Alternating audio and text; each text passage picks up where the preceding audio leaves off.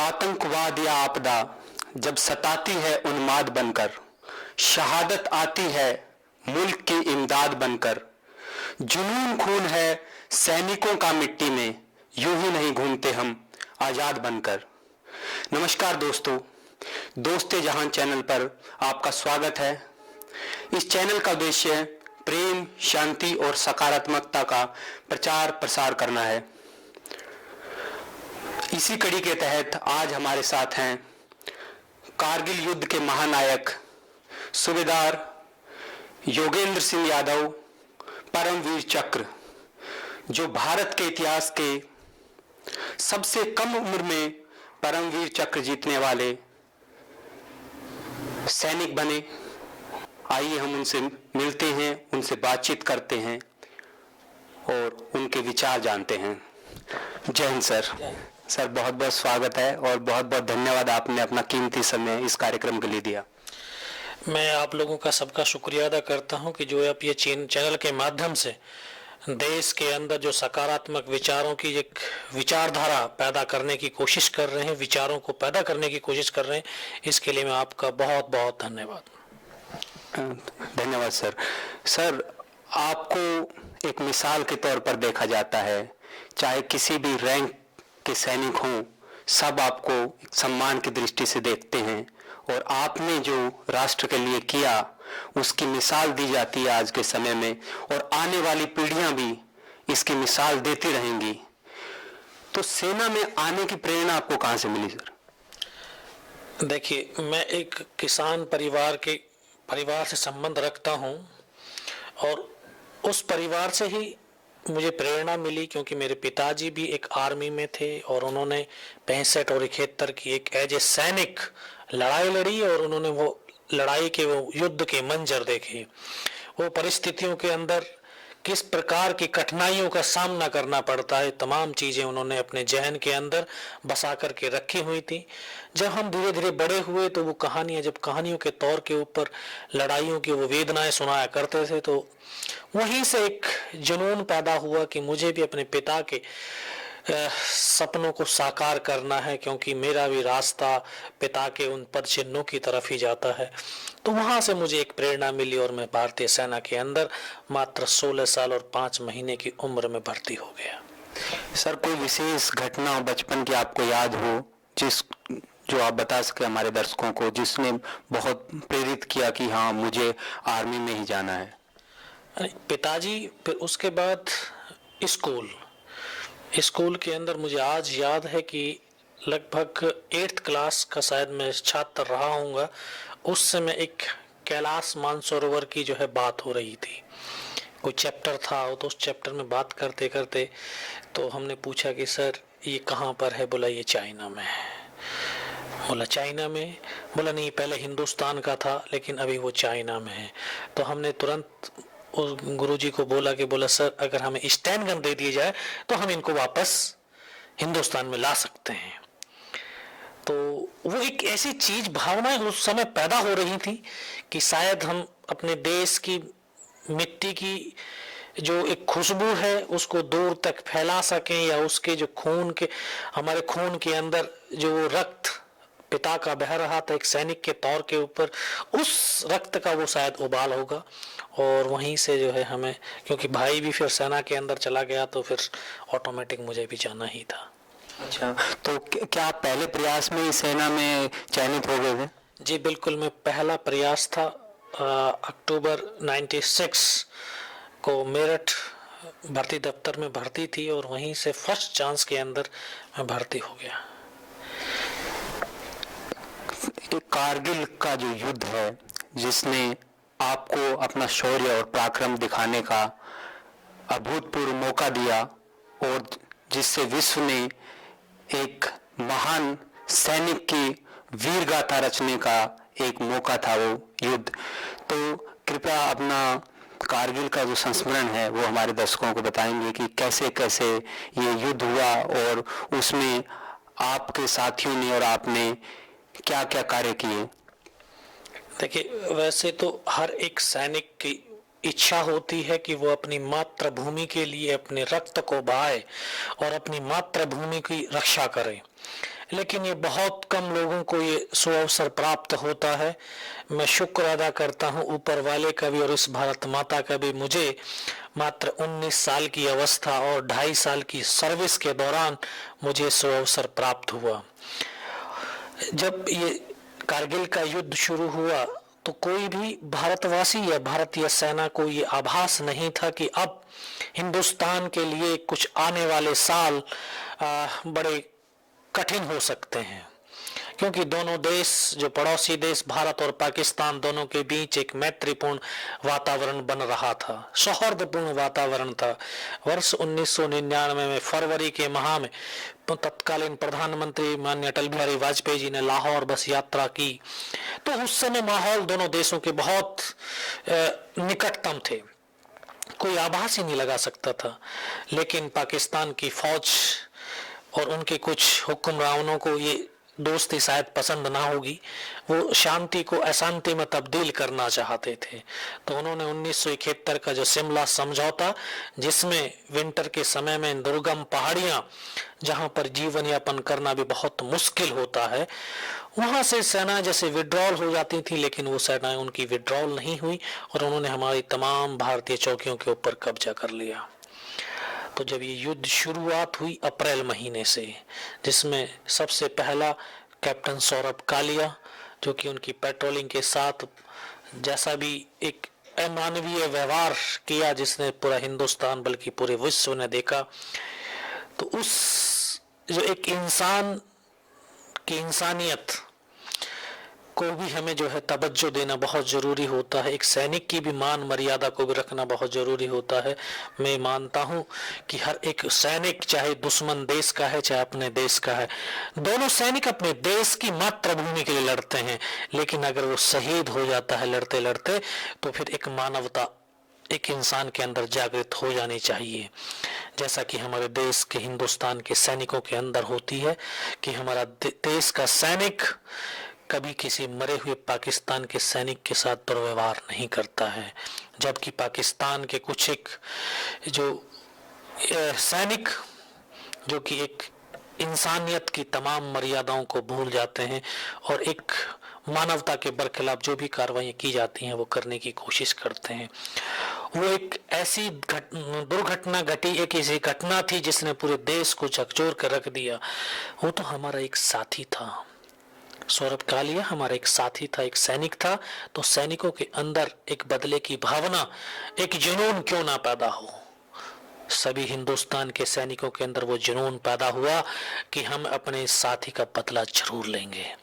और तभी धीरे धीरे तमाम जो फौजें थी वहां पर डेवलप शुरू हुआ, उनका जो है अलग अलग टास्क, अलग अलग मिशन दिया गया और उसी मिशन के तहत मेरी बटालियन 18 ग्रेनेडियर जो कि कश्मीर वैली के अंदर काउंटर टेररिज्म के बरखिलाफ एक ऑपरेशंस में लगी हुई थी, वहां से उसको बुला करके द्रास सेक्टर में भेजा गया। द्रास सेक्टर में जो हमें सबसे पहला टास्क मिला टोलोलिंग पहाड़ी, जो कि नेशनल हाईवे 1 अल्फा, जो कि श्रीनगर टू लेह एक लाइफ लाइन थी और द्रास सेक्टर की सब नेशनल हाईवे के बिल्कुल नजदीक वाली पहाड़ी थी। उस नजदीक वाली पहाड़ी के ऊपर तमाम टेररिस्टों ने, जो पाकिस्तानी सेना ने छोटे छोटे बंकर्स बना करके पूरा नेशनल हाईवे को ब्लॉक किया हुआ था। तो क्योंकि हमारा ले वाला जो रास्ता था वहाँ पे लॉजिस्टिक सपोर्ट पहुँचना बंद हो गया था, उसको खोलना बहुत ज़रूरी था। तो इस मिशन के तहत हमें सबसे पहला वही काम मिला कि तोलोलिंग पहाड़ी के ऊपर जो भी उग्रवादी हैं, क्योंकि शुरुआती जो इंफॉर्मेशन थी वो उग्रवादियों की थी, तो उस मिशन के तहत हमारी फौज ने 20 मई को चढ़ना शुरू किया। तो तब ये जो ऑपरेशन शुरू हुआ तो उस समय मैं शादी करने के लिए घर छुट्टी आया हुआ था। मुझे नहीं पता था कि ये इस प्रकार का ऑपरेशन भारतीय सेना ने लॉन्च कर दिया है। लेकिन 20 मई को ही जब मैंने जम्मू ट्रांजिट कैंप में रिपोर्ट किया तो मुझे पता चला कि मेरा जो है बटालियन वहाँ से द्रास सेक्टर के लिए मूव कर गया। एक सैनिक होने के नाते इससे बड़ा सौभाग्य और गर्व की बात नहीं हो सकती है कि इतनी कम उम्र और इतनी कम सर्विस के अंदर ये मौका मुझे मिला। तो ये मौका मुझे मिला था तो मैं इस मौके को कैसे गंवा सकता था। 2-3 दिन के बाद मैं अपनी बटालियन में पहुंचता हूं तो देखा हूं कि उस दिन मेरी बटालियन की सबसे पहली कैजुअल्टी हुई थी। तो उस जवान की जब डेड बॉडी को देखा तो वो जवान हमारा ही साथी था। तो उसको देखने के बाद लगा कि आज अब हमें यहाँ से जितने भी दुश्मन हैं उनको जिंदा वापस नहीं जाने देना है और हमने वो कार्रवाई करनी है। अपने साथियों के साथ मिलकर के ऐसा मौसम, क्योंकि वहां पे दुश्मन से लड़ना बहुत आसान था लेकिन मौसम से लड़ना बहुत मुश्किल था। ये एक ऐसा लड़ाई थी जो कि प्रिपरेशन नहीं था इस लड़ाई के लिए। अचानक से किया गया एक हमला, अचानक से लड़ी गई लड़ाई थी, क्योंकि इतनी कोल्ड, जो कि द्रास सेक्टर सेकंड ग्लेशियर के नाम से जाना जाता है। आज से 17 साल पहले जब वहां पर जून और जुलाई के महीने में दिन के अंदर भी माइनस टेम्परेचर था, रात को तो -20 -30 डिग्री टेम्परेचर, लेकिन इन तमाम बाधाओं के बावजूद भी हिंदुस्तान की फौज के सैनिकों ने कदम से कदम और कंधे से कंधा मिला करके उन पहाड़ियों के ऊपर विजय पताका फहराई। तो मैं यहाँ पर दर्शकों को ये भी बताना चाहूंगा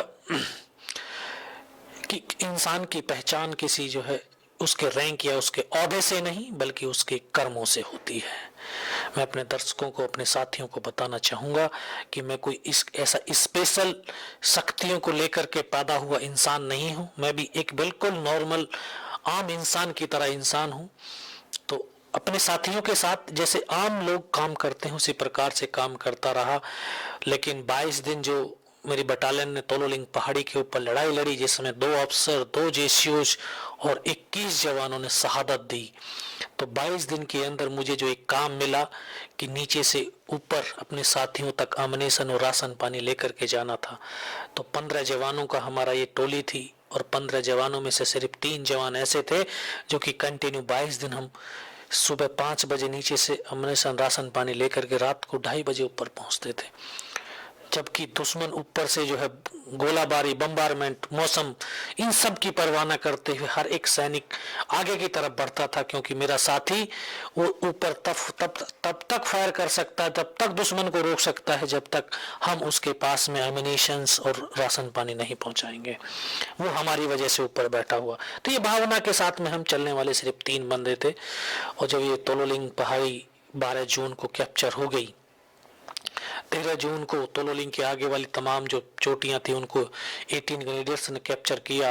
हम वापस आए। वापस आने के बाद तो तब हमें एक और टास्क मिला, टाइगर हिल। सर, इससे पहले कि हम टाइगर हिल के युद्ध के बारे में जाने, तोलोलिंग की लड़ाई में और कौन कौन साथी थे आपके, उनके बारे में थोड़ा बताएंगे। तोलोलिंग की लड़ाई के अंदर जो फर्स्ट अटैक हमारा हुआ ब्रावो कंपनी की तरफ से, उसमें नायक सूबेदार लालचंद साहब की एक टीम थी। वो गई तो वापस नहीं आई। अटैक के दौरान तमाम के तमाम शहीद हो गए। फिर अल्फा कंपनी की एक टीम ने अटैक किया सूबेदार रणधीर सिंह के लीडरशिप में, लेकिन उनकी टीम भी वापस नहीं आई।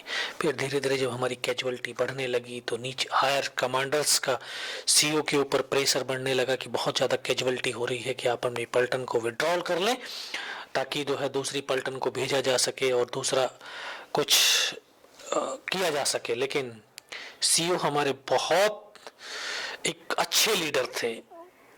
मैं तो ये कहूँगा कि उनका जो रिलेशनशिप था कि वो एज ए पेरेंट्स, जैसे एक पिता और पुत्र का होता है, सेम ऐसे संबंध हमारे आपस में थे। तो उन्होंने मने कर दिया कि हम नीचे नहीं जाएंगे, हम अब सफलता को प्राप्त करके ही नीचे जाएंगे।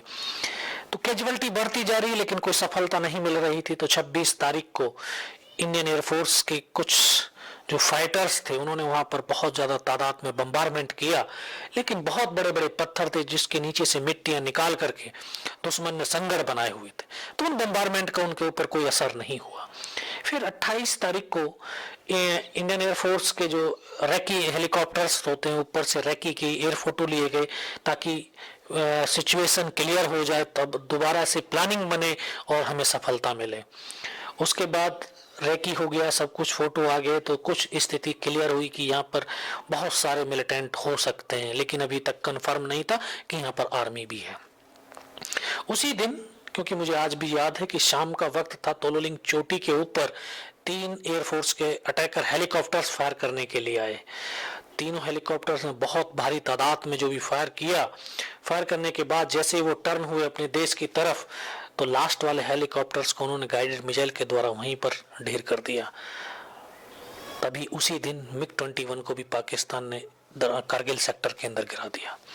तो 28 तारीख ऐसी तारीख रही कि जिसने हिंदुस्तान की सेना और सरकार के तमाम की आंखें खोल दी कि यहाँ पर टेररिस्ट नहीं बल्कि रेगुलर आर्मी है। और इसके बाद ऑपरेशन विजय लॉन्च किया गया। 28 तारीख की ही रात को मेजर राजेश अधिकारी, जो कि मेरे कंपनी कमांडर हुआ करते थे, उनके लीडरशिप में अटैक किया गया। तो इतना जबरदस्त वो अटैक हुआ कि वो टीम पूरी की पूरी जा कर के पाकिस्तान के मोर्चों के अंदर जा घुसी और हैंड टू हैंड फाइट के अंदर तमाम के तमाम शहीद हो गए। इतने जवान शहीद हो जाने के बावजूद जवानों का जो कुछ मनोबल डाउन था, लेकिन एक जोश और जुनून कभी कम नहीं हुआ। तो अभी तक जितनी भी हमारी कैजुअलिटी हुई थी, तमाम की डेड बॉडी रिकवर कर ली। मेजर राजेश अधिकारी साहब की जो लीडरशिप में जो टीम गई, उनकी डेड बॉडी उनके मोर्चों के अंदर पड़ी हुई थी, तो उसको हम रिकवर नहीं कर पाए। दुश्मन और हमारी फौज का फासला मात्र 50 मीटर, 50 मीटर ऊपर दुश्मन बैठा, 50 मीटर हम नीचे बैठे हुए। तो बहुत वार्तालाप भी जो है होता रहता था। धीरे धीरे फिर दोबारा से प्लान बनने लगा, तो पीछे से कमांडर, ड्यू कमांडर, तमाम जो है फॉर्मेशन कमांडर्स ने वहाँ पर बोलना शुरू किया सीओ को कि बोला सर, बोला ठाकुर अपनी पलटन को नीचे उतारो। तो तब एक नारा हमारे सीओ ने दिया कि विजय या वीरगति, कि सर इस पहाड़ी से या तो विजय प्राप्त करके हम नीचे आएंगे या वीरगति को प्राप्त होकर के नीचे आ सकते हैं, बाकी हम नीचे नहीं आ सकते। तो फिर 2 जून को हमारा एक लास्ट अटैक हुआ। लेफ्टिनेंट कर्नल आर विश्वनाथन, जो कि कारगिल युद्ध के दौरान सबसे सीनियर ऑफिसर थे, शहीद होने वाले, उनकी लीडरशिप में घातक प्लेटून ने जब अटैक किया, तो वो एक ऐसा दिन था जो हमारे पूरी पलटन के मनोबल को डाउन कर दिया। क्योंकि जैसे वो अटैक के लिए जा रहे थे, तो उनको आगे वाले हिस्से में आकर के ब्रस्ट फायरिंग लगा, वो आगे की तरफ गिरे। तभी उनके जो रेडियो ऑपरेटर थे, उन्होंने सीओ को इन्फॉर्म किया कि बोला सर, ट्वाइस साहब को तो गोली लगी है। तो सीओ साहब बात ही कर रहे थे, तब तक सीओ के रेडियो ऑपरेटर को हेड शूट हो गया। तुरंत सीओ लेकर के सेट को ट्वाइसी की तरफ भागे, तो वहां जाकर के देखा ट्वाइसी साहब तब तक जीवित थे। तो तब सीओ ट्वाइस साहब ने ऊपर की पूरी इंफॉर्मेशन कलेक्ट कर रखी थी। सीओ को बोला कि सर आप बताते हैं 4 या 5 टेररिस्ट, बल्कि वहां पर रेगुलर आर्मी की एक पूरी कंपनी लगी हुई है, और हमें जब तक आर्टिलरी सपोर्ट या पीछे से रेनफोर्समेंट नहीं मिलेगा, तब तक हम यहाँ पे कोई सक्सेस हासिल कर ही नहीं सकते हैं। तो इतना कहते कहते, क्योंकि पहले ये मोबाइल कम्युनिकेशन था नहीं, सैटेलाइट वाला फ़ोन हुआ करता था, तो ट्वाइसी साहब केरला के थे, तो उन्होंने उनके घर में टेलीफोन किया, तो मैडम की वहाँ से हेलो हुई सिर्फ, और इधर से ट्वाइसी साहब के प्राण पखेरु हो गए। ये पलटन के लिए बहुत बड़ा एक क्षति थी, बहुत बड़ा दुख था। पूरी पलटन का मनोबल डाउन हो गया। पीछे से सभी फॉर्मेशन कमांडर्स ने सीओ को बोला सर आप इतना नहीं हो सकता, इतना नहीं हम सहन कर सकते। तो तब सीओ ने बोला कि अगर आपको हेल्प ही करनी है तो आप रेनफोर्समेंट दे दीजिए। तब सेकंड राजपूताना राइफल्स को एज ए रेनफोर्समेंट के तौर पर भेजा गया। तो सीओ सेकंड राजरिफ, उन्होंने सीधा जो फॉर्मेशन कमांडर्स हैं उनको बताया कि सर मैं अटैक तब करूंगा जब मुझे आर्टिलरी सपोर्ट मिलेगा। फिर आर्टिलरी सपोर्ट की जो मंजूरी हुई और उन पहाड़ियों के ऊपर आर्टिलरी की गनें डिप्लॉयड हुई, बफोर्स हुआ। तो मुझे आज याद है कि 12 जून को जब उस पहाड़ी के ऊपर आर्टिलरी की गनों ने फायर किया, तो बर्फ के अंदर आग ही आग चमकती थी।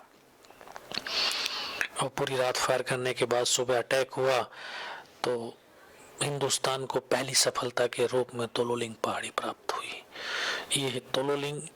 एक ऐसी पहाड़ी थी कि जो हिंदुस्तान की सबसे पहली सफलता के रूप में मिली, क्योंकि तब तक कोई सफलता नहीं मिली थी तो जवानों का मनोबल डाउन था, लेकिन एक सफलता मिलने के बाद हिंदुस्तान की फौज का मनोबल डाउन अप हो गया। और फिर अलग अलग सेक्टर में जो हमारी फौज डिप्लॉयड थी, जिनको जो टास्क थे, फिर सभी का मनोबल बढ़ा तो सभी ने अपने सेक्टर्स के अंदर अपने अपने ऑब्जेक्टिव को कब्जा करना शुरू कर दिया और सफलताओं का सिलसिला शुरू हो गया। हमें भी आगे की जो चोटियां थी उनको कैप्चर करने का मौका मिला और 14 जून को हमने भी ये जो कैप्चर कर लिया। फिर तोलोलिंग के आगे की जो रिज था उसको कैप्चर करने के लिए 13 जम्मू एंड कश्मीर राइफल्स को बुलाया गया, जिसके एक शूरवीर योद्धा कैप्टन विक्रम बत्रा, जिन्होंने एक नारा दिया था, ये दिल मांगे मोर। एक ऐसा यंगेस्ट ऑफिसर्स की जो है जिसके अंदर मातृभूमि को समर्पण करने की पूर्ण रूप से एक भावना थी, तो उनको वो चार्ज देकर के हम तो नीचे आ गए। नीचे आने के बाद जैसे ही हम अपना मेंटेनेंस इक्विपमेंट का, वेपन्स का, तमाम का लगा हुआ था, तभी ये टाइगर हिल का हमें एक और टास्क मिला। तो सर, आपने कैप्टन विक्रम बत्रा साहब का जिक्र किया, तो उनसे आपकी मुलाकात हुई थी कारगिल युद्ध के दौरान?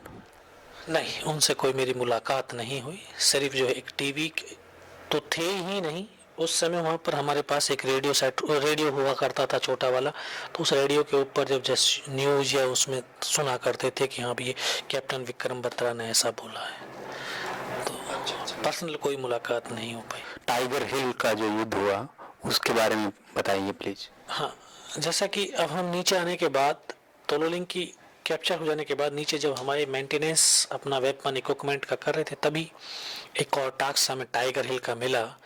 तो टाइगर हिल एक चुनौतीपूर्ण टास्क था, क्योंकि वो एक द्रास सेक्टर की सबसे ऊंची चोटी, जिसकी ऊंचाई 16,500 फीट, जो कि वर्ष भर पूरी बर्फ से ढकी रहती थी। वैसे उस सेक्टर में ऑक्सीजन की कमी थी, लेकिन इस पहाड़ी हाइट ज्यादा होने के कारण तो यहाँ पर ऑक्सीजन की और कम मात्रा थी।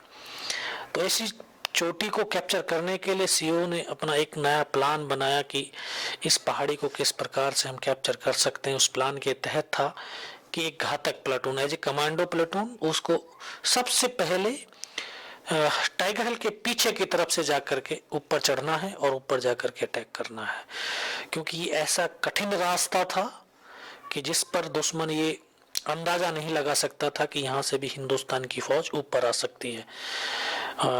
ये तमाम चीज़ें जब प्लानिंग में अंदर शामिल हुई, तो फिर क्योंकि घातक प्लेटून के बहुत सारे जवान हमारे जो शहीद हो गए थे, तो उनकी आपूर्ति के लिए कंपनियों से नए नए जवानों को उसमें शामिल किया गया और ऐसा मिश्रण बनाया।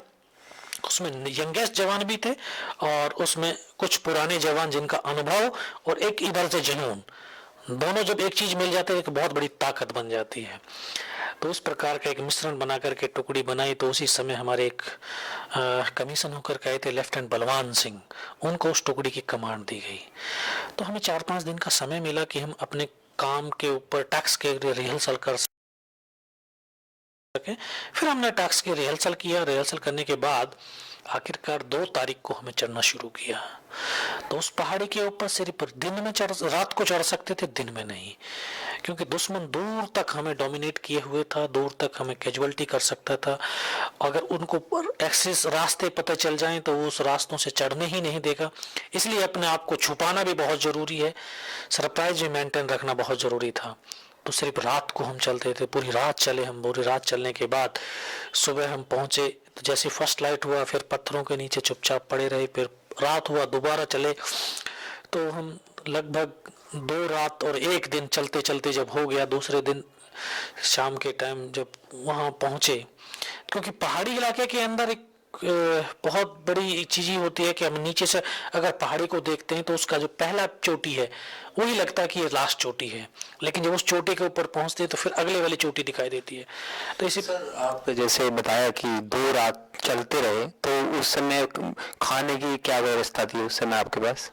हाँ, खाने की तो ऐसे जो हालात होते हैं तो इस हालात में खाने का तो कोई सवाल ही नहीं होता है, क्योंकि हमारे पास जब एक जवान लड़ाई के लिए चलता है तो 72 घंटे के लिए सेल्फ कंटेन होता है।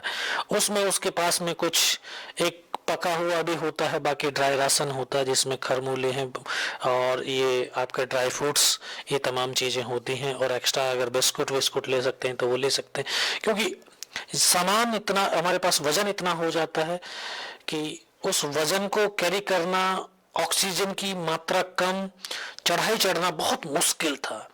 तो खाने पीने की जो चीजें थी उनको बहुत ज्यादा हमने कटअप किया हुआ था, सिर्फ बहुत कम मात्रा में थे, बाकी ज्यादा से ज्यादा हमारा ध्यान अम्युनिशन के ऊपर था, ताकि हम ज्यादा से ज्यादा अम्युनिशन ले जा करके ज्यादा से ज्यादा देर तक हम लड़ाई लड़ सकें। तो तीसरी रात फिर हमने जब चढ़ना शुरू किया तो एक, जब रात को अटैक के लिए चलना था तो वहां से मेरा एक दूसरा योगेंद्र सिंह यादव था जो कि मेरे सर्विस में 10 साल सीनियर था।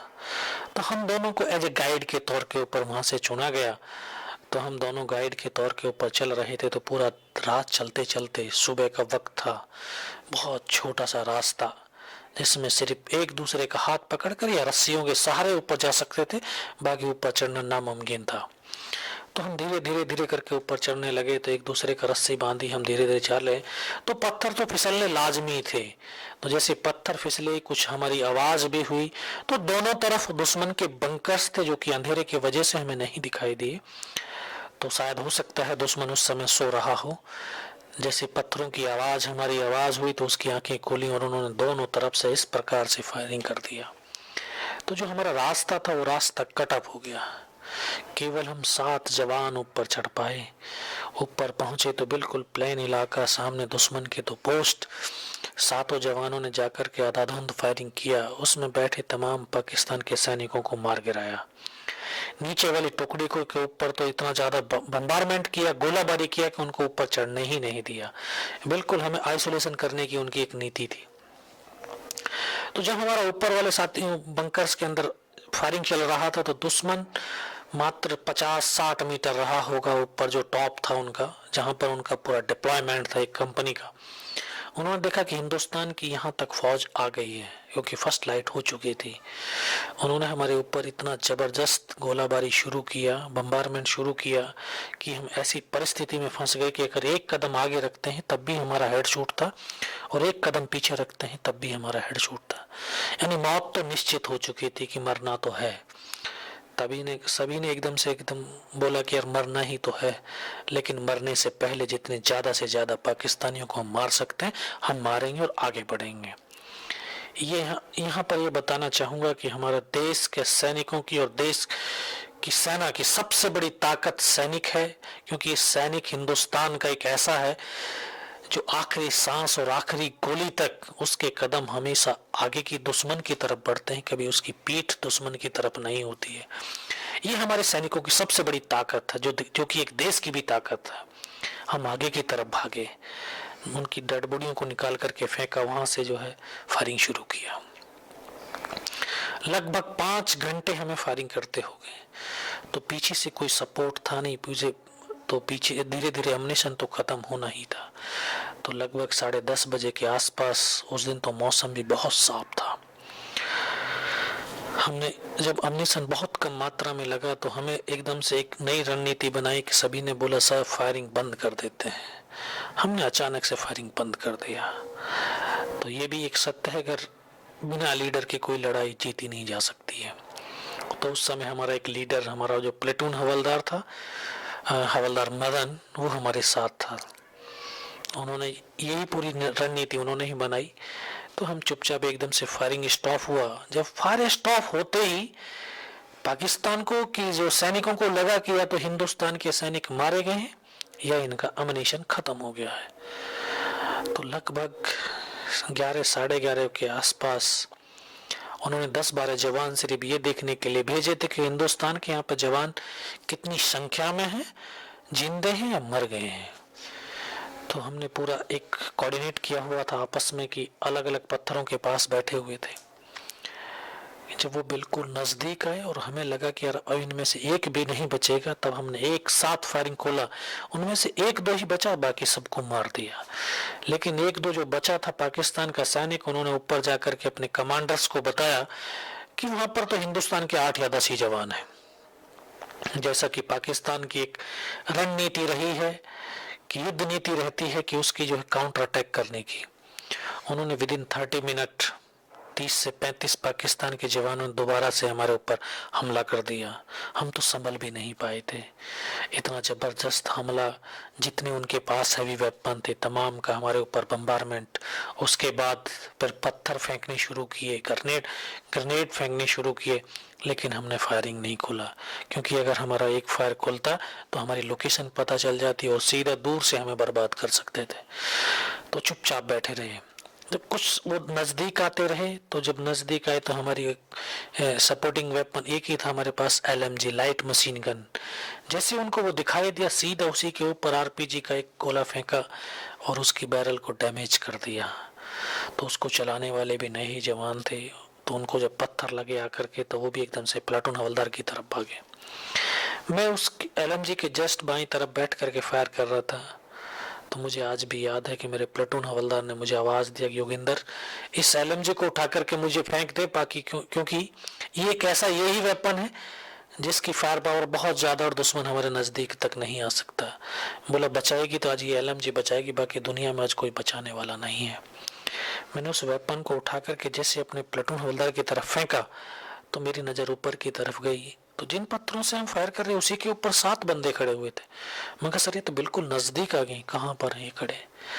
बस शायद उनको मेरी आवाज़ सुनाई दी, सीधा ऊपर से ग्रेनेड फेंका उन्होंने मेरे ऊपर। तो एक मेरा जो नाम राशि था वो जस्ट मेरे पीछे की तरफ लेट करके फायर कर रहा था, दोनों के बीच में आकर के ग्रेनेड फटा, तो उस साथी को यहाँ पर ये उंगली के यहाँ से गोली लगी, ग्रेनेड का टुकड़ा लगा तो यहाँ से उंगली कट गई। क्योंकि जिसको चोट लगती है उस चोट के दर्द का एहसास उसको खुद को ही हो सकता है, दूसरा तो अनुभव कर सकता है। एकदम से उसने जो है एकदम चिल्लाया, बोला मेरा हाथ कट गया है। मैं पीछे की तरफ मुड़ करके देखा, मैं बोला सर आपका हाथ नहीं बल्कि उंगली कटी है। उनको फर्स्ट एड दिया। फर्स्ट एड देने के बाद सभी ने बोला कि आप ऐसे करो, नीचे की तरफ कूद जाओ और कम से कम अपने साथियों को चढ़ाने की कोशिश करो, अगर वो नहीं चढ़ते तो कम से कम अम्निशन फेंक दें, उतनी ताकत से फेंके ताकि हमारे नज़दीक आ जाए। क्योंकि नीचे से अम्निशन मेरे साथियों ने फेंका था, वो 2 कदम दूर पड़ा है, इतने मजबूर थे कि हम उस अम्निशन को नहीं उठा सकते। तभी उस जवान ने मना कर दिया कि बोला मैं नीचे नहीं जाऊंगा, मरना है तो तुम्हारे साथ ही मरना है, जिंदा रहना है तो तुम्हारे साथ ही रहना है। ये हम जैसे एक नए जो जवान थे, ये बहुत बड़ी प्रेरणा शक्ति हमें दे रहे थे कि एक जो जवान जो अपनी जान को बचा सकता था, अपने आप को जीवित रख सकता था, वो आज हमारे लिए यहाँ पर बैठा है, अपनी मौत को अपने गले लगा रहा है। तो तभी ये बातें होती, हमारा एक स्नाइपर मैन था और स्नाइपर वाले के 3 तरफ से फायर आने लगा, तो उसकी हेल्प के लिए मेरे प्लाटून हवलदार ने मुझे और एक मेरा ट्रेनिंग का साथी था, जो हमने एक रूम मेट थे ट्रेनिंग के, हम दोनों को आवाज़ दिया कि तुम दौड़ करके उसके पास जाओ। जैसे हमने वहाँ से हरकत किया तो शायद उनको मुझे मेरा जो वहाँ से मूवमेंट हुआ था वो दिखाई दिया, सीधा ऊपर से ग्रेनेड फिर फेंका तो उसका टुकड़ा आकर के मेरे घुटने के नीचे लगा। तो मुझे आभास हुआ कि शायद मेरा भी घुटने से पैर कट गया है, क्योंकि मैं खड़े के खड़े नीचे गिर गया था। फिर अचानक एकदम से लगा कि अब देखता हूँ कटा है कि नहीं। मैं ऐसे हाथ मारा तो यहाँ पे ब्लड निकल रहा था, तो पैर तो नहीं कटा था। खुद फर्स्ट एड करने लगा तो एक ग्रेनेड आगे और गिरा, उसका एक टुकड़ा है यहाँ से पूरा काट दिया। इसको कटने से पूरा चेहरा सुन्न हो गया, दिखाई देना बिल्कुल बंद हो गया। काफी देर तक आंखें खोलने की कोशिश करी लेकिन दिखाई नहीं दिया। लेकिन जब आंखें खुली तो देखा ऊपर से नीचे तक लहूलुहान और नाक से खून की धार बह रही थी। वहां पर एक स्लीपिंग बैग पड़ा हुआ था पाकिस्तान का, उससे काफी देर तक ब्लड साफ करता रहा लेकिन खून बहना बंद नहीं हुआ। रेंगता हुआ अपने साथी के पास पहुंचा जिसकी हेल्प के लिए मुझे जाना था। तो पहाड़ी से ऐसे पीठ लगा करके मैं बैठा हुआ, हम ठीक आमने सामने बैठे। मैं उनसे बोला कि सर आप मेरे फर्स्ट एड कर दीजिए। उन्होंने बोला कि ठीक है पहले फायर कीजिए। तो मैं फायर कर रहा, काफी देर के बाद जब उन्होंने अपनी फील्ड पट्टी निकाली और उसके से पिन्नी फाड़ने लगे तभी उनको यहाँ पर गोली लगी। और मैं देख रहा हूँ कि वो ऐसे करते करते पीछे की तरफ लेटते हुए चले गए। मैं हाथ पकड़ा लेकिन एक शब्द तो नहीं बोला।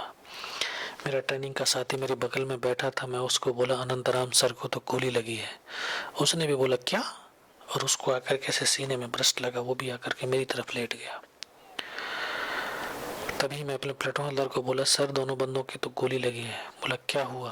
मैं दोनों के दोनों शहीद हो गए। बस वो एक ऐसा पल, ऐसा क्षण कि तभी उन्होंने अल्लाह अकबर का नारा दिया और इस प्रकार से आकर के हमको घेर लिया और एक ही पल के अंदर सब कुछ खत्म हो गया।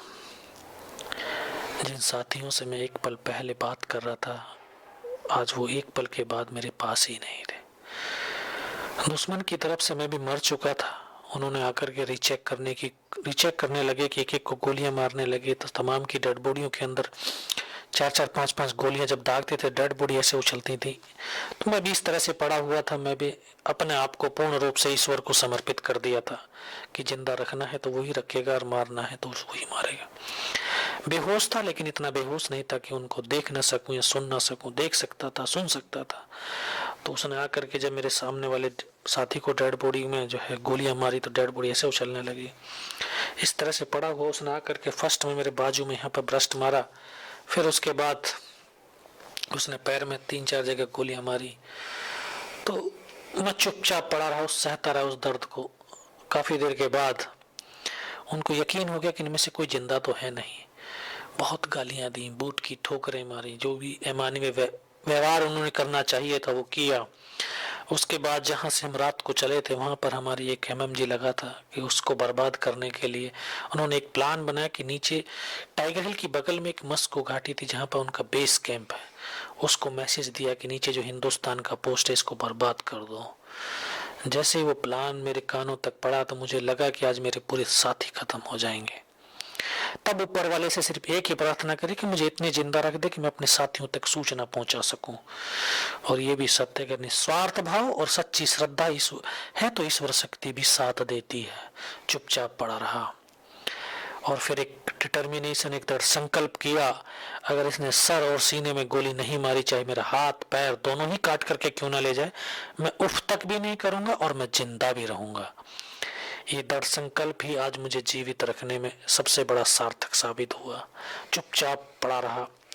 फिर उसके बाद उनका पाकिस्तान का सैनिक आया कि उनके कमांडर था एक, उसने बोला इनके वेपन उठा लो। तो एक जवान पाकिस्तान का आकर के दोबारा से गोलियां मारने लगा, एक वेपन उठा रहा था। उसने लास्ट मेरे फिर भी बाजू में, जांग में, इधर नीचे पैर में गोलियां मारने के बाद फिर जब उसने सीने की तरफ बैरल करी तो तब मुझे लगा यार अब नहीं बचूंगा। लेकिन कहते हैं कि जाको राखे साइयां मार सके ना कोई। पीछे से पैंट पूरी चलते चलते फट गई थी, तो यहाँ पर पर्स रखा हुआ था, उसमें कुछ गिलट के 5-5 रुपए के कॉइन्स थे। और जब उसने गोली चलाई तो कॉइन्स के ऊपर जाकर के लगी और रिकॉचिट हो गई। लेकिन उस गोली के धक्के से मुझे भी आभास हुआ कि यार मैं जिंदा हूँ, मर गया हूँ। कुछ पल के लिए लगा कि मर गया हूँ। दूसरा पाकिस्तान का सोल्जर आया, मेरी AK-47 मेरे पास पड़ी हुई थी, उसे उठा करके वापस मोड़ा। तब मेरी आंखें खुली और मुझे लगा यार मैं जिंदा हूँ। तब एक अंतरात्मा से आवाज आई कि यार अभी तक नहीं मरा तो मरेगा भी नहीं। मेरे पास सिर्फ एक हैंड ग्रेनेड बचा हुआ था, मैंने धीरे से निकाला और उसकी पिन निकाल करके उसके ऊपर फेंक दिया। तो कोट के अंदर हुड लगा हुआ था, उसके हुड के अंदर वो गिर गया। उसने तुरंत पीछे की तरफ मुड़ करके देखा तो पीछे तो कोई मूवमेंट था नहीं। जब तक वो हुड से ग्रेनेड निकाल पाता, ग्रेनेड फट गया, उसका पूरा सिर फट गया था। वो आकर के हमारे ऊपर ऐसे गिरा तो वो एक ऐसा मौका था कि जो मैं कुछ कर गुजर सकता था। तभी ग्रेनेड का फटना हुआ, पाकिस्तान के तमाम सैनिकों में एकदम से खलबली मच गई कि इनमें से कोई जिंदा है। लेकिन बोले जिंदा नहीं, नीचे से रिइंफोर्समेंट आ गई है। उसी एक घबराहट में मैंने तमाम उसकी राइफल को उठाने की कोशिश करी, ये हाथ तो हिला ही नहीं। एक हाथ से राइफल उठाया, वहां से ब्रस्ट फायरिंग किया, 3-4 बंदे उनके तब खत्म हुए। फिर पलटा खाया, दूसरे पत्थर, तीसरे पत्थर, चौथे पत्थर, इस प्रकार से 4-5 जगह से जब फायरिंग किया तो उनको लगा कि यार नीचे से रिइंफोर्समेंट आ गई है और वहां से वो भाग खड़े। सर, इससे पहले कि हम आगे बढ़ें, आपके साहस की कथा सुनकर मुझे एक अपनी कविता याद आ रही है जो बिल्कुल इस स्थिति में सार्थक साबित होती है कि जुनून हो चोटिल तो लड़खड़ाहट नहीं जाती, पर दर्द में भी शेरों की गुर्राहट नहीं जाती। जिंदा दिली से जीना है शौक सरफरोशों का, खुली खिड़कियों की खड़खड़ाहट नहीं जाती। गद्दों पे आराम परस्तों की उदासी ना गई, पर खतरों में सरफरोशों की मुस्कुराहट नहीं जाती। उदास बुलबुले छितर गए खामोशी से, पर बरसते मेघों की गड़गड़ाहट नहीं जाती। ए वतन की मिट्टी तेरे एहसान है इतने, सब चला जाए पर तेरी चाहत नहीं जाती, पर दर्द में भी शेरों की गुर्राहट नहीं जाती। सर कृपया आगे क्या हुआ बताइए। तो जैसे आगे बढ़ा तो वहां से वो भाग खड़े हुए और उनको यकीन दिला दिया कि यह हिंदुस्तान का एक जवान नहीं बल्कि नीचे से रीइंफोर्समेंट आ गई है। 3-4 मीटर तक रेंगता हुआ आगे बढ़ा तो आगे जाने के बाद ऊपर का पूरा डिप्लॉयमेंट नज़र आने लगा। उनके लिविंग टेंट, सामने जो तमाम हैवी वेपन्स का डिप्लॉयमेंट, सामने लंगर था। तो वो तमाम चीज़ें देखने के बाद मुझे, क्योंकि उस समय सिर्फ एक ही जहन के अंदर था कि मुझे एमएमजी पोस्ट को बचाना है, अपने साथियों को बचाना है और किसी प्रकार से वहाँ तक पहुँचना है। फिर मैं वापस मुड़ा। वापस मुड़ने के बाद मैं अपने साथियों तक पहुँचा जैसे जैसे लुढ़क करके। तो मुझे लगा कि यार हो सकता है मेरी तरह मेरे साथी कोई जीवित होगा, क्योंकि एक सैनिक के अंदर ही वो जुनून, वो जज्बा होता है कि अगर उसका साथी जिंदा है, चाहे वो खुद चलने के लिए मजबूर ना हो, लेकिन वो वहां से उसको, साथी को उठा करके नीचे लाने की हिम्मत या ताकत रखता है। तब आकर के देखा तो किसी का पूरा सर फटा हुआ था, किसी का पूरे फेफड़े निकले हुए थे। बहुत देर रोया बैठ करके, रोते रोते फिर अपने आप को संभाला कि हम इस काम को करने के लिए इतने जवान चले और इतने में से आज मैं अकेला बचा हूं, तो मेरा भी दायित्व कर्तव्य बनता है कि अपने इस टास्क को मैं जरूर अंजाम दूंगा, चाहे मुझे कुछ भी हो जाए। फिर सोचने लगा, क्योंकि एक बिल्कुल नया जवान, मुझे ये पता नहीं कि मुझे जो है किस रास्ते से मैं ऊपर आया हूँ, किस रास्ते से भी मुझे नीचे जाना है, कुछ भी तो पता नहीं था। लेकिन जैसा कि मैं पहले कह रहा था कि अगर निस्वार्थ भाव और सच्ची श्रद्धा है तो ईश्वर शक्ति भी साथ देती है। तभी मुझे एक ऐसी आवाज का आभास हुआ जिसने बोला, बेटा इस नाले से नीचे की तरफ चला जा। और मैं बिना कुछ सोचे समझे नीचे की तरफ जब लुढ़कने की कोशिश करी तो लेकिन ये हाथ की पूरी हड्डियां निकल करके बाहर हो गई, तो आपस में टकराने लगी। इस हाथ को ऐसे बांधने की कोशिश करी लेकिन ये हाथ बंध भी नहीं पा रहा था। फिर सोचा कि कट गया, तोड़ करके फेंक देता हूँ। तोड़ने की भी कोशिश करी लेकिन टूटा नहीं। फिर उसको उठाया, पीछे कमर पे फेंक करके बेल्ट में फंसाया, फिर उस रास्ते से लुढ़क गया। लुढ़कते लुढ़कते जब काफी नीचे आया तो आगने के बाद एकदम नाले से ऐसे गड्ढा था, एक हाथ से पत्थर पकड़ करके मैं लटका हुआ था। तभी मुझे आभास हुआ कि मैं पाकिस्तान की तरफ आ गया हूँ। मैं नीचे की तरफ देखा तो मुझे साथी दिखाई दिए। मेरा हौसला बढ़ा, अपने साथियों को आवाज दिया, दौड़ करके वो आए। आने के बाद मुझे वहाँ से निकाला। निकालने के बाद सभी ने फर्स्ट एड देने के बाद सभी बोले कि जो है अभी कि हौसला देने की कोशिश करने लगे। मैं उनको सबको बोला कि सर मुझे कुछ नहीं होगा, सिर्फ इस पोस्ट को बचा लीजिए, यहाँ पर हमला होने वाला है। तभी commanding officer colonel Kushal Chand Thakur को सूचना दिया कि सर ऐसे ऐसे एक जवान इस तरह से इंफॉर्मेशन लेकर के आया। ऊपर वाला जो हमारा लीडिंग सेक्शन था तमाम जवान उसके खत्म हो गए। ये लगभग 1:30-2 बजे का समय रहा होगा। तो वहाँ से जब सीओ के पास तक पहुँचाया, फर्स्ट एड तो हुआ लेकिन इतना खून निकल गया था कि मुझे दिखाई देना बंद हो गया था। शाम सीओ के पास पहुँचा तो बिल्कुल शाम हो गया था, अंधेरा हो गया था। सीओ ने बोला कि बेटा मेरे को पहचान रहा? मगर सर मुझे कुछ भी दिखाई नहीं दे रहा, सिर्फ आवाज़ सुनाई दे रही है। उन्होंने बोला मैं आपका commanding officer colonel Kushal Chand Thakur. उनको जय हिंद किया। मैं कहा सर जय हिंद, सर्दी लग रही है। तो उन्होंने अपने जो टेंट था उस टेंट के अंदर मुझे लिटाया, 3-4 स्टॉप चलवाए। तो स्नो वाला टेंट, थोड़ी सी गर्मी महसूस हुई। मैं बोला सर पानी पिला दीजिए। तभी एकदम मेडिकल ऑफिसर आया दौड़ करके, उसने आकर के मुझे पानी, ग्लूकोज की एक बोतल पिलाई। तो शरीर के अंदर थोड़ी सी और ताकत महसूस हुई। फिर सीओ बोला बेटा कुछ बता सकता? मैं हाँ सर बता सकता हूँ। फिर उनको तमाम इन्फॉर्मेशन जो हमारे साथ हुआ था वो तमाम चीज़ें बताई। बताने के बाद फिर सीओ ने लास्ट में बोला सर बेटा रिक्वायरमेंट जवान की क्या है? मैं सर फील्ड पट्टी और अमिनेशन की, बाकी कोई रिक्वायरमेंट नहीं है। बोला खाने के लिए? तो दोस्तों मेरे पास एक आधा बिस्कुट का पैकेट था, जो कि हम दो बड़े जवान 72 घंटे हमसे ऊपर हो गया था, सिर्फ आधा बिस्कुट का पैकेट खाया था, आधा तो बैलेंस ही था। तो देखने के बाद सीओ बोला भूख नहीं लगती। मैं कहा सर भूख नहीं लगती, सिर्फ हमें अमरेशन की भूख है, बाकी कोई भूख नहीं है। इतना कहते कहते फिर जब डॉक्टर ने कौन सा इंजेक्शन मुझे लगाया, फिर मुझे पता नहीं मैं कहाँ पर हूँ, तो बेहोश हो गया।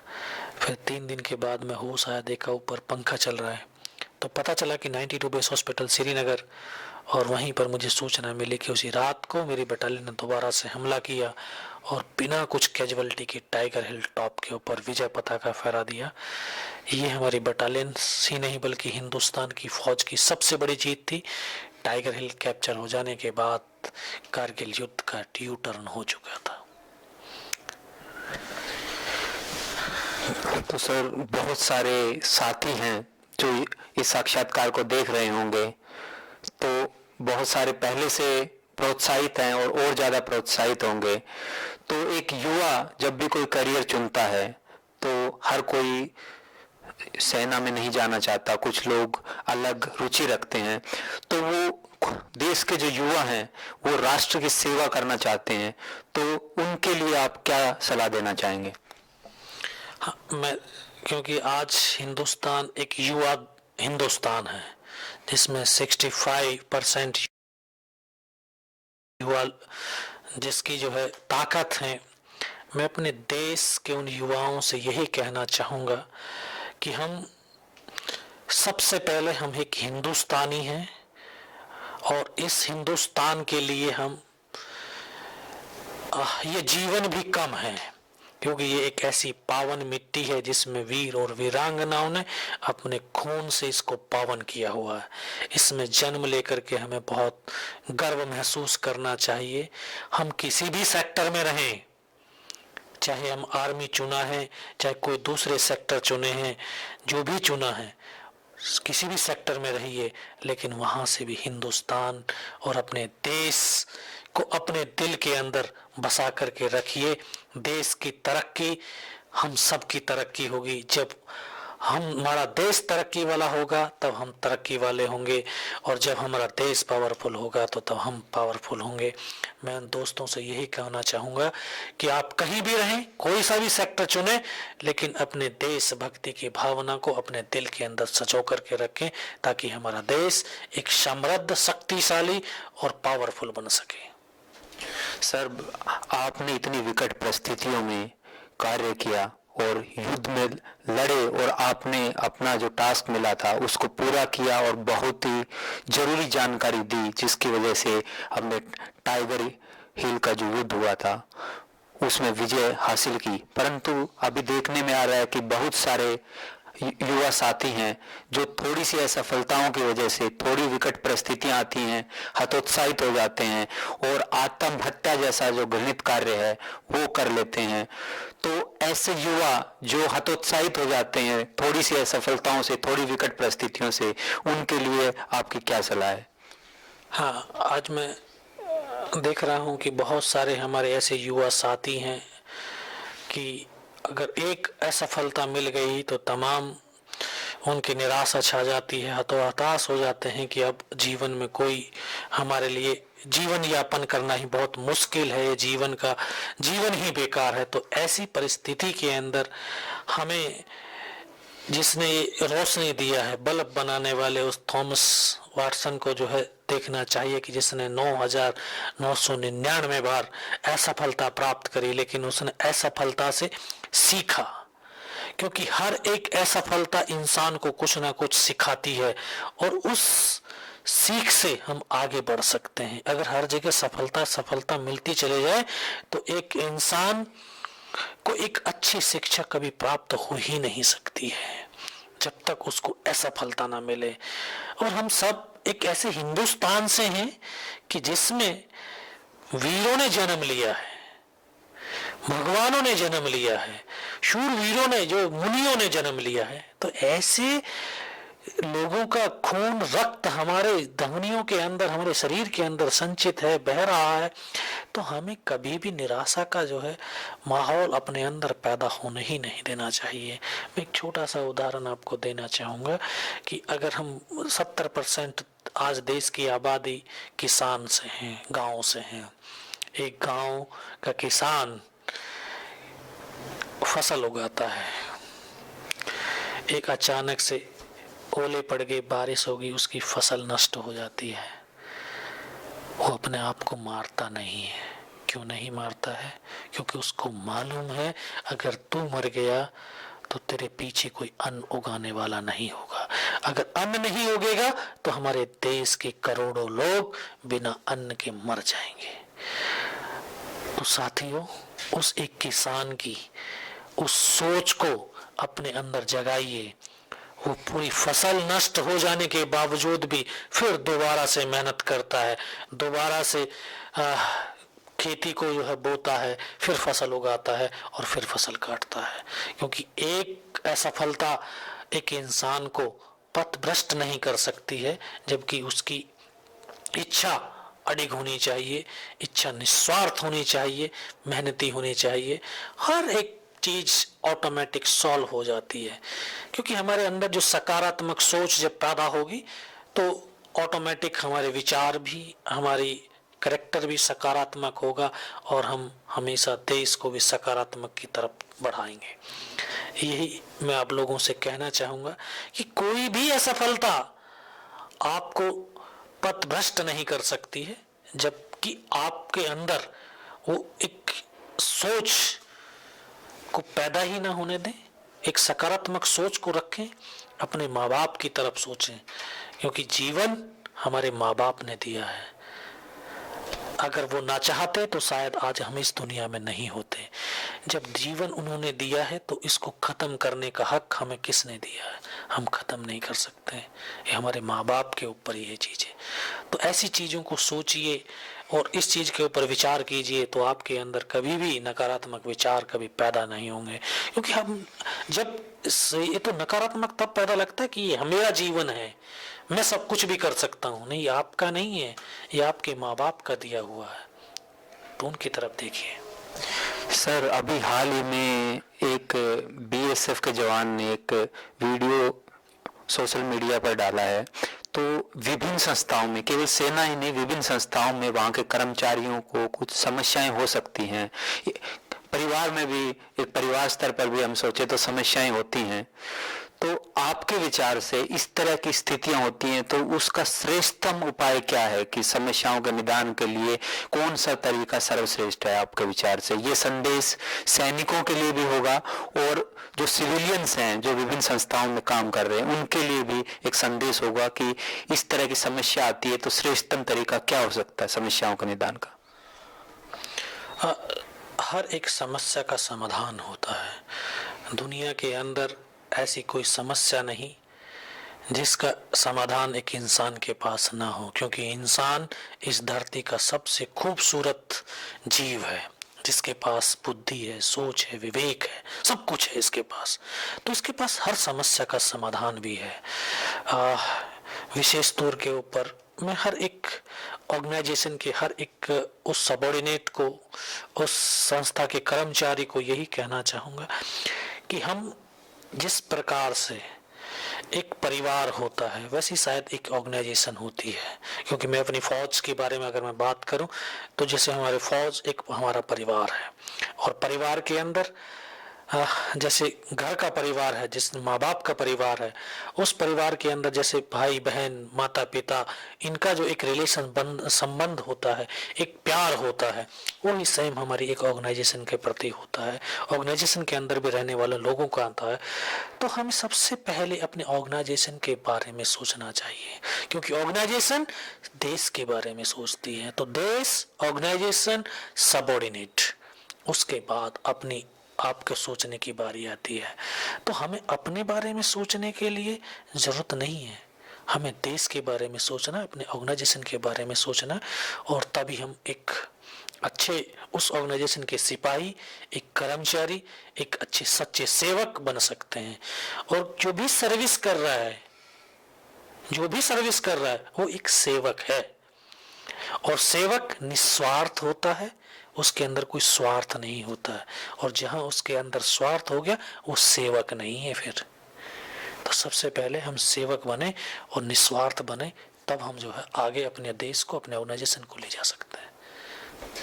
तो सर ये समस्याएं हैं, लेकिन कोई भी संस्था है उसको थोड़ा और श्रेष्ठ बनाने के लिए, समस्याओं के निदान के लिए, क्या यही तरीका सही है कि हमारे जो वरिष्ठ अधिकारी हैं उनके पास अपनी समस्याओं को प्रोजेक्ट किया जाए ताकि उनका निदान किया जा सके? क्या यही शैली उत्तम है?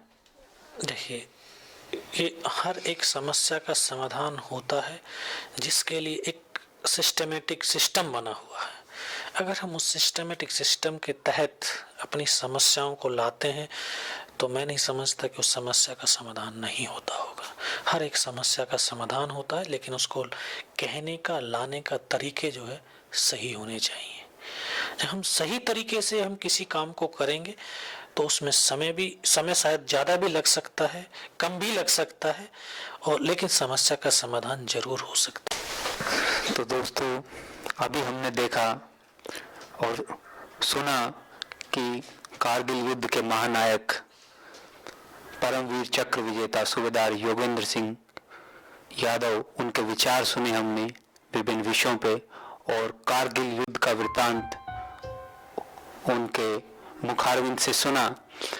तो ये साक्षात्कार मैं अपनी एक कविता के माध्यम से समाप्त करना चाहूँगा कि एक सैनिक अपने दोस्तों के लिए, अपने परिवार के लिए, अपने साथियों के लिए क्या सोचता है, और सबसे पहले अपने राष्ट्र के लिए क्या सोचता है। जिंदगी प्यारी पर मौत की तैयारी रहती है, सोते कम है क्योंकि जिम्मेदारी रहती है। सरहद और घर गांव में बस फर्क इतना है, यहाँ प्यार रहता वहाँ गोलीबारी रहती है। जिंदा रहने की उम्मीद इसलिए है ज्यादा क्योंकि तिलक लगा माँ ने आरती उतारी रहती है। यार दोस्त रिश्तों के सिवा मेरा क्या है, जिस्म उधार का और वर्दी भी सरकारी रहती है। ऐ वतन की मिट्टी तेरे एहसान है इतने, मैं कितना भी चुका दूं पर उधारी रहती है। सोते कम है क्योंकि जिम्मेदारी रहती है।